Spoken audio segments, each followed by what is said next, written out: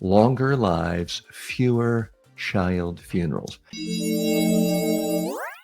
In 1962, again, the year I was born, global life expectancy was about 55 years. Thank goodness I didn't live back then because I'm over 55 now. Today, according to the World Health Organization and the World Bank, it's roughly 73. That's nearly 18 years of extra life in a single generation. Child mortality is where the revolution is most dramatic. In 1950, about 23% of children worldwide died before age 5. I mean, that's just mind-boggling. Basically, you had 4 kids, and one of them was a goner, and that was the norm. That wasn't some rare bad luck. Today, the rate is around 3 to 4%. UNICEF estimates that the under 5 deaths fell from 12.8 million kids in 1990, not that far, not that long ago, to under 5 million today, a drop of about 60% in just the last 35 years. Vaccines, yes, vaccines, antibiotics, sanitation, clean water, and safer childbirth all fuel this transformation. Steve Pinker and Hans Rosling both argued that if you want proof the world has gotten better, start with the number of children who now reach adulthood. Okay, what's the real message here? You cannot say the world is worse than ever before and look in the eyes of a parent and say, yeah, we should go back to the days where if you had 4 kids, one of them was dead, because that was reality in 1950. Today, it's relatively rare. Only 3 or 4% of small children, infants die. That's progress. Let's go a little bit deeper here. I know for me personally, having a child was the best thing ever. I don't think I'm unique in that. People love having their children. They love their children most of the time. And the idea of ever going back to a time when you just had to, basically you knew, if you had an average size family, if you had 5 kids, you basically knew you were going to outlive one or more of your children. It just seems horrific. It seems barbaric.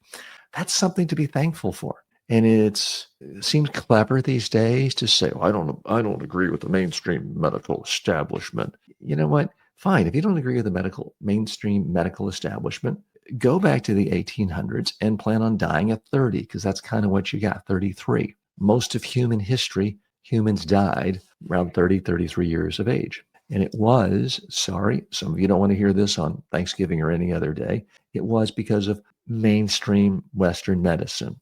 It was because of vaccines. It was because of antibiotics. It was because of pharmaceutical companies making antibiotics and vaccines. Let's look at some more of the stats here. Again, the under 5 deaths in just the last few decades. It's gone from 12.8 million to less than 5 million. Part of it is simply clean water. Sadly, a lot of the world still doesn't have clean water, but more and more do.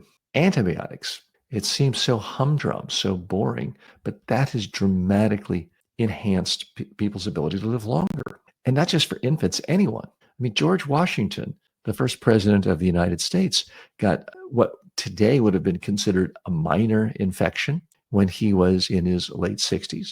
And because there were no antibiotics, died. He was otherwise a quite robust individual, but those are the times you live in. Any kind of cut, any kind of infection could essentially end your life. So if you believe in life, if you consider yourself pro-life at a larger societal level, you have to celebrate this. Humans are living longer than ever before. Are there problems with a lot of humans in certain societies like the United States just hanging on because we do everything we can to destroy our health by stuffing our faces? And I will be doing that later today. But people who are doing it 365 days a year, not exercising, yeah. But still, if I had a choice between dying at 30 or 33 or 55, which was the average lifespan when I was born, to living to 80, 90, and maybe not being in the best of health the last few years, I definitely prefer living today. Plus, today you do have the option of having healthy habits, of having a healthy diet, having healthy exercise habits, and potentially living to 80, 90, or beyond. So that is the second really big thing I'm very thankful for on this 2025 Thanksgiving. and what I think the whole world has a reason to be thankful for. Again, the purpose of the show today is to put a spotlight on things to be thankful for and to get away from the negativity bias. The news has a strong negativity bias. If a plane crashes, it's big news. It's visual, it's TV. If 1,000 planes land successfully today around the world, there's not going to be any story about that. If the number of people who die in plane crashes goes down every year, there's not going to be any story about that. That's because the news has a negativity bias. That's because you and I have a negativity bias. But if you want an accurate sense of what's really going on in the world, which I would assume you do, you want to live in reality. You want to know what's really going on so you can make the smartest judgments for yourself, for your business, for your family.